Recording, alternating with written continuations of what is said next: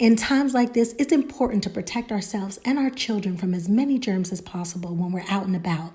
The fact that we can support a Black-owned business at the same time is why I'm excited to introduce to some of you and present to others Bubbas Potty's protection seat covers. Thank you, Bubbas, for helping us keep our family protected.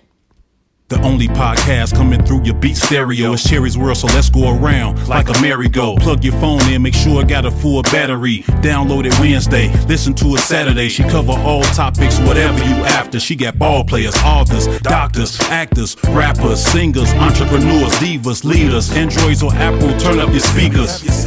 Trying to shoot my shot like the vaccine. Whether it's Cherry or Maxine, whether the podcast or acting, she that queen. PYT, you know what that mean. Saw you on TV and touch the screen. Touch on you, I plead Lucy's got a crush on you. It'll mean the world to get a blush from you. Teaspoon to me, leave you sleep like Robitussin. Hey, we're not going to do a full episode because I got her a little late, but I've got my girl in the house and her name is Victory Amber. And she is the author of these 2 books that I know you saw me talk about on my IG page. We just went inside her brain real quick, just a little bit. How you doing, girl? I am awesome. How are you, love? Amazing. So Good. Let me tell you, I have now read both of them. Okay. I have always been a fan of you, but now I'm a fan of your writing. I want to know what inspired you to write both of these books. They're very much different, but very much the same. This is a poetry book. Let's talk about your poetry book first. Okay. I'm a poet first. I've always been a poet. I've always done spoken word. My mother told me I wrote my first book at 2.5 years old. I've always had a huge love for words. Part of it is my dad being an English professor. But I've always just loved words and wordplay. So with this book, it could have been tragic. I actually was in an extremely abusive marriage. And I tried to do everything I could to please this person. Really? And so I said, well, how can I take that negative and turn it into a positive? And this is just an example of my heart's desire to please somebody to the most that I could ever think about it. And so that's how this book came about. Me trying to please somebody, trying to be the best person I could be. And it doesn't matter what happened with us. It's just that I'm glad that it turned around into some poetry that could bless so many other people. Oh my God. So one of my favorites is My Future. Okay. And I'm not going to read it all because I think people need to buy the book, but I am going to read the first couple lines. Okay. And I want to know like where you were at mentally when you wrote this, because I truly believe that we can only write what we've lived, what we've known, what we've seen, right? Experiences. So it says, make plans to help bring your future to pass. Never allow your husband to carry a hardship. You never want your partner to feel like the weight of the household is on his shoulders if he struggles in that area. I'm not going to read the rest. It's whenever you see a man or your partner struggle, and you know that you're in an area where you're the help, you're a help me. I believe that 2 people are together to help one another, whether they say it or not. Because if somebody can't help you, they can harm you. Right. So my thing is that if you see somebody and you see like the weight of the world, first off, we have to evaluate that situation and say, why does this person feel like the weight of the world, or why are they having so much weight on them right now? And in those areas, if we really listen to hear, not to respond, not to speak, not to judge, not to criticize. But if we listen to hear, a lot of times we can go in and carry those areas that it's just like having extra food on your plate just falling over. When you go to the buffet and you're piling it on and you're walking and you're trying to balance it and carry it to your table, knowing you probably shouldn't have put all that food on your plate anyway, and stuff is falling over and mixing all together. It's just for us as a helpmeet to see that and say, you know what, baby? Instead of us putting all that on one plate, let me grab this plate for you. And whatever we can't fit on there, let's put it on this plate too. And then we'll put it between us and we're sharing it. Instead of you having all of this on your plate and I'm having all of this on my plate, you got to eat that up and then eat that up and then try to share too. It's just too much. And that's how I looked at it. When you see, especially depending on how your relationship is created or how it's put together, Mm-hmm. you can kind of see where the other person lacks because nobody's perfect. And typically where they lack, you actually have a light bulb that can go on in their dark area. And it brings balance. Like where they're like this, you can help them be like this. And when you're like this, they can help you be like this. So that's where I got that, because so many men, I hear men or I hear women, because we're not going to go there, but I understand what it is to have a lot of weight and feel like no matter what I do, it's not going to be enough. We're going to fall and I can't get any help, not even a massage on my shoulders at night, not even an Epsom salt bath. Sometimes that's all it takes. Just let them come home to a nice Epsom salt bath with some candles and some soft music. Right. Don't just bombard the door as soon as they come in. You're like, oh, and this happened and that happened and that happened. Sometimes just let them come in and just, sometimes it's all it takes. Let them deep breathe. You know what I'm saying? It's just different ways that we can help our partner achieve maximum greatness. I love that you said that. I know that was kind of broad, but No, I just had Countess Vaughn on, and Countess and I were talking about the demise of the Black family and how Black men and women are so like not united right now. And I asked her, well, what do you think that we can do to help start a campaign or some kind of Black love? Like, we need you, brothers. We're hurt. Yeah. We are very, very hurt. We're very, very angry.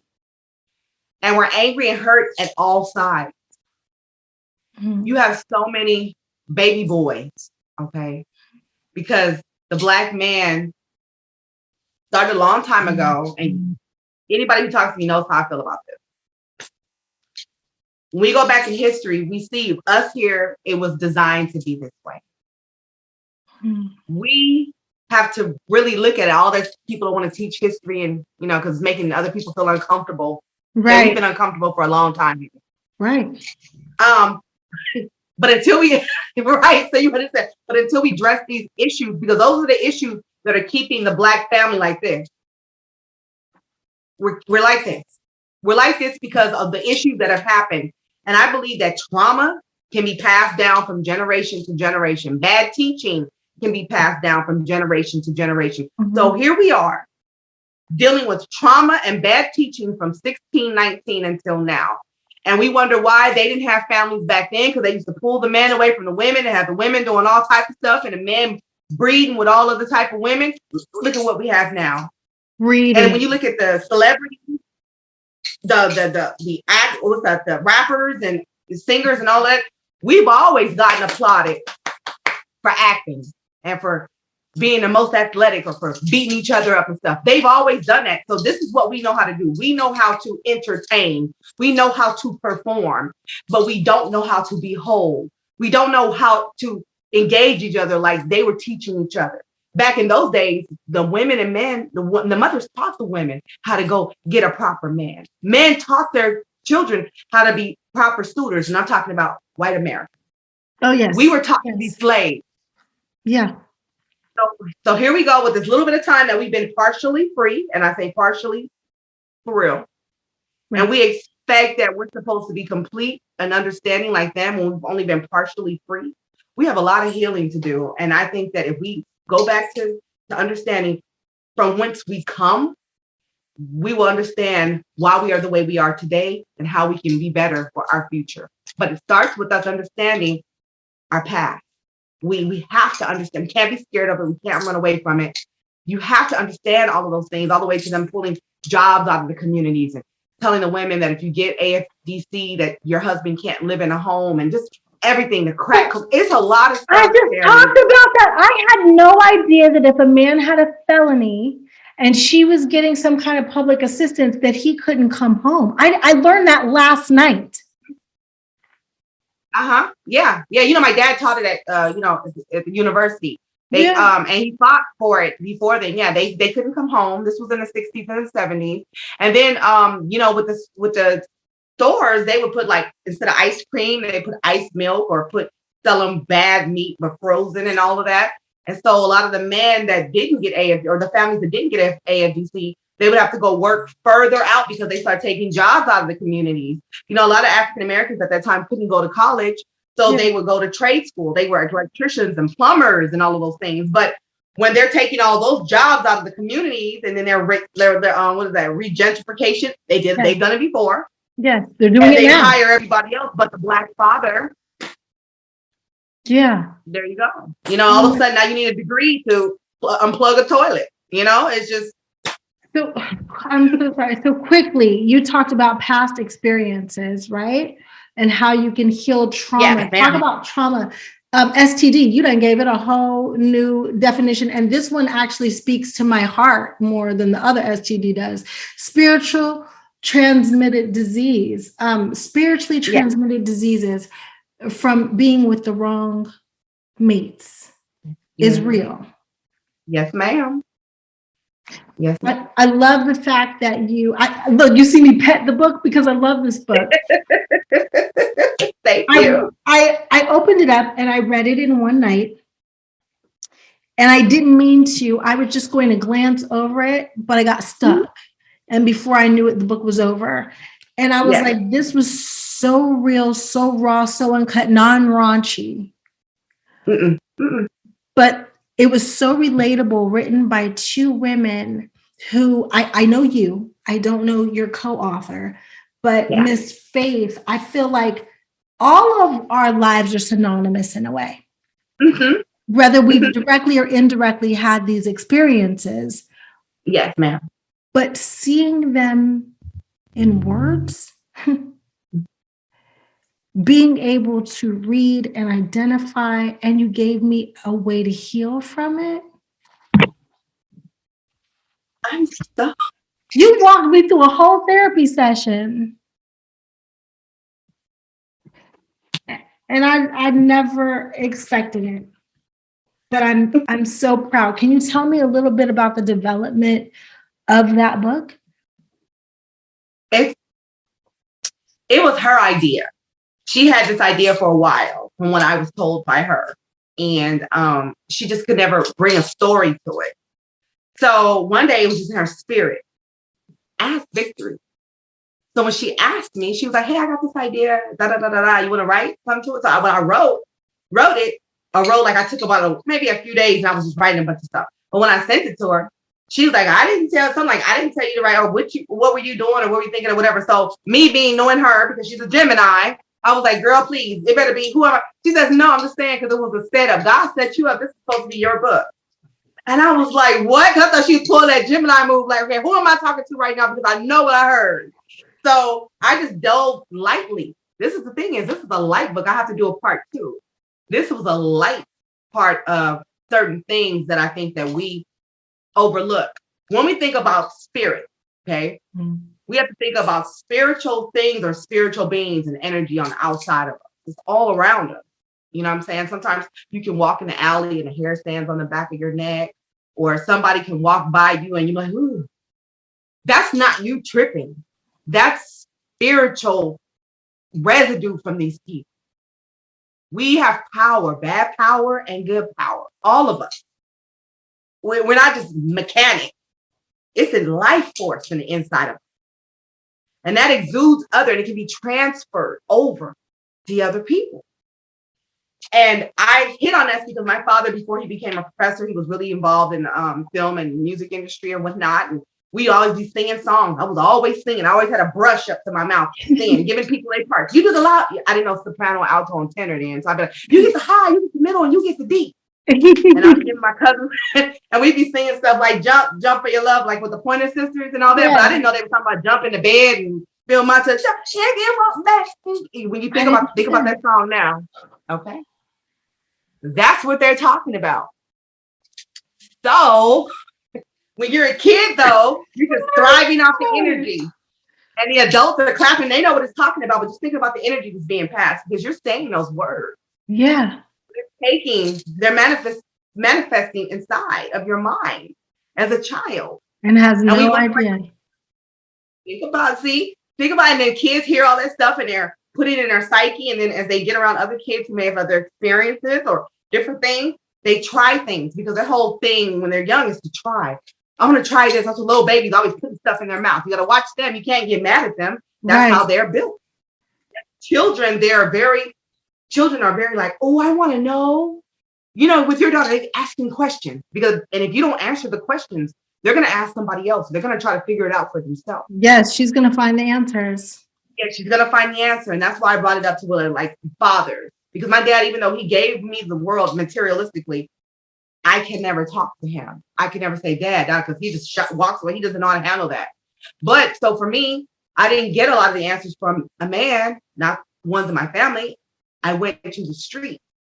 And so this talks about when I was young, and back in our day, it wasn't cool to be lesbian or bisexual. Right. I'm just putting that out there. So even though I had some experiences with girls already in my teens, my mother was like, you're so pretty and you're going to have the whole husband, the whole thing.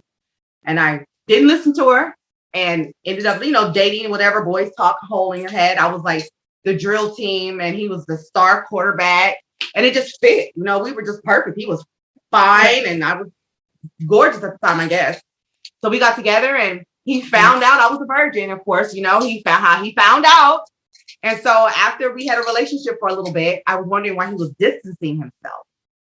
And I got offended. My cousin called me and was like, girl, I seen him at the college with Woot Wham, another girl. And I was like, really? So my whole thing is I was so brokenhearted. You were hurt. And everything. I went vengeful. I said, okay, I got to get a guy look better than him.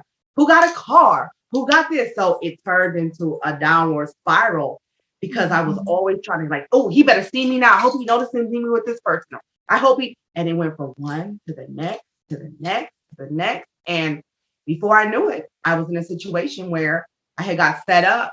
Somebody had put something in my drink and it was like probably over 20 guys in the room. They was going to gang rape. And I remember it was a guy I was talking to and he put me into a room and it was dark, but we were kind of kissing in the dark. And I remember feeling hands on my lower leg. I mean, I'm not the tallest person, but if I'm sitting on a table and I know he's up here, how are your legs down here? I mean, what's touching me on my ankles and my thigh and calves? Especially when I feel you up here. And I was like, what? So, being who I am, I need him and kind of punched him like in his lower part of his belly to where he flew back into the wall. I turned on the light and it was all kind of guys in the room with all different forms of undress. Thank God none of them had entered into me. Okay, don't say anymore. Don't say anymore. Because that story's in the book. You guys go get the book. I don't want you to give it away. I mean, the exchange, it's literally a story that you guys might have lived through some of this yourself. You might know some of it yourself, but it talks about the whole psyche of it. And not only does it talk about the psyche of it, but it talks about the therapy behind it. And if you were not seeing a therapist yourself, unfortunately, that's something that us in the Black community don't do enough. This can be your therapy. It is available on Amazon. You can always hit Victory Amber up on her Instagram page. She is amazing. She will write you back and you can get an autographed copy straight from her. Look, I got a personal message. I'm not going to let you read it because it's personal, but I appreciate it. And I treasure these and they're not going anywhere. And at the back, not only do they give you therapy, right, but they give you places, and I can't let you see them all, but like, it asks you questions and then it gives you places to answer. And I haven't finished answering, but I have started answering some of them. So I'm not going to let y'all read. Faith wrote the questions. Really, it's personal. So when I say that it's therapy, like there's exercise in there, and if you've ever been with the wrong spirit or the wrong partner, you need some healing.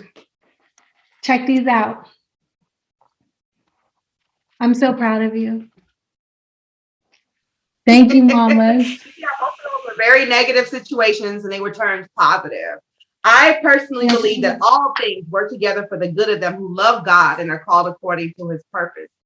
I will never take a negative and allow it to define me. I believe that we were all born to be more than a conqueror. So those two books, I'm always available to come out to your city or your town if you want to have me there and talk about them. The exchange is really an encounter. The women, the way they cry out and stuff, it's like a ministry. I didn't even know, Cherry. It's like a ministry. And part 2 of the exchange, like I said, I kept that live. But part 2, that's going to be something else when it actually hits next year. It's something that's Yeah, it's that. It's really that. Let me know when part 2 hits. I will buy it. I will post it. I will call you in faith and have you guys on so we can do a proper show. This is proper because I'm with my sister and I love you and congratulations to you and everything that you're doing. I mean, you don't understand who you are for Black women, and especially Black women with ties to the Caribbean and the West Indies and everything like that. You mean so much to us because thank you. One thing I've learned about you over the years is that you've never let somebody's negative connotation or whatever they may say define who you are. You've always been able to raise above what other people may like. Okay, well, they said this is whatever, but I'm going to do this now. I'm going to do this. I'm going to do exactly what I feel and believe that I can do. You know why? Because I am me. I'm omitting curse words because I am me. And I'm going to do what I want, how I want it done. You really know me, y'all. Y'all that don't know me don't understand I cuss. She knows. Right. Or they gonna get right or get left. Yeah. And I've always loved that and admired that about you guys, like 2 decades. Oh. We've known each other for a stretch now. Yeah, so this is just a blessing and an honor. You continue to do what you're doing, and I pray God blesses you 100-fold for blessing me. Thank you. Are you kidding for blessing me? You gave me free therapy. And I get to pass the word on to my other sisters and my other brothers, because brothers, you need to read it too. Black men, we are in a state of 911. And it's because we have so much mistrust within our communities and within our families. And I pray for you guys because a lot of you guys don't have proper father figures. And the ones that unfortunately the mothers have allowed to come in were temporary boyfriends and things of that nature who were not treating the sons all the time proper. And hurt little kids, what do? They can't beat the adults out. So they run outside. Now you got those hurt kids with those other hurt kids. And you have a bunch of hurt kids outside, scared to go inside. Hurting people. We wonder why gangs and stuff. It's a whole, you and I may have to team up and do a book. This is good. You know what I mean? Really, I'm down. Yeah, come up with some resolution because we can see how, when we go back, we can see how it is. And hurt people, like you said, they hurt people. And I'm here, and I know you are definitely here. We want to help people heal. And it's not always, have you ever seen a store heal? It is not pretty to look at. And we can't be concerned about how we look while we heal. And we just got to allow ourselves to be healed. That's it. And it's a beauty to healing because at least you're healing. It could be that you just stayed hurt and the limb just always stayed messed up. But when you can get that scab and get all that stuff and the way it looks and nasty and everything, but it's healing, honey, as long as that tells you that you still have life left in you. Yeah. I'm not about to preach, but you got life. That's a whole word, though. That's a whole word. Hey, and glory to God. I know. I'm sorry. I got to let you go because I got another person that just came on right now. I love you. I love you too. Thank you for jumping on. You're welcome. Thank you. Amazing. Of course. See you soon. Yes, ma'am, for sure. Okay. Bye, babe.